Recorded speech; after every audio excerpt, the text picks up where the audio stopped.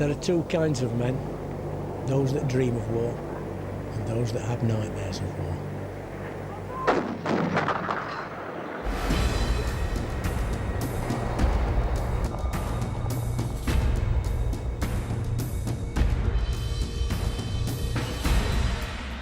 When I joined up, I knew that I was going to break an arm, I knew I was going to break a leg, I knew I was going to get killed or something like that. That was all thingy. But nobody told me that my head was going to go wrong. Nobody told me that my brain wasn't going to do it. If we start really in Aden, from 66 to 93, I just bottled things up. I'd never said anything to anybody about it because you just didn't. I was lost. I still am.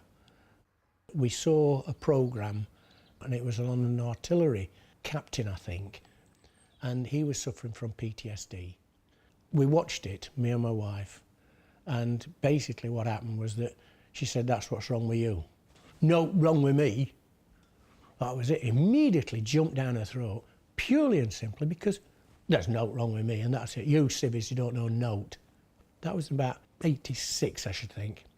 Around about 92, I was getting worse, I was drinking a lot, and I was having problems.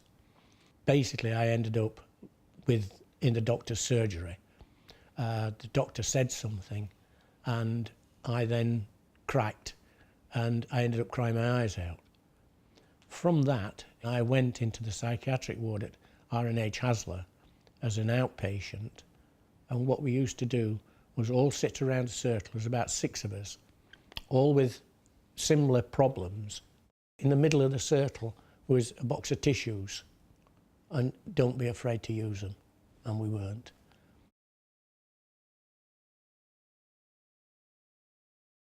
It was the last couple of years I've noticed that I was getting worse. I was drinking more than what I should.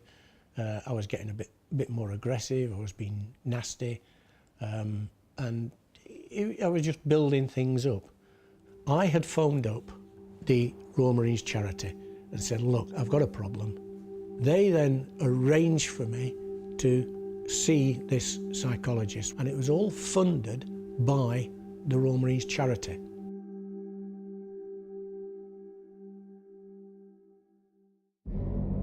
Suddenly there was a huge, great bang. Then, as the CO of the Queen's Own Highlanders, who was in charge of the whole area, he came down, they set the second bomb off, and that went off and just blew everything to smithereens.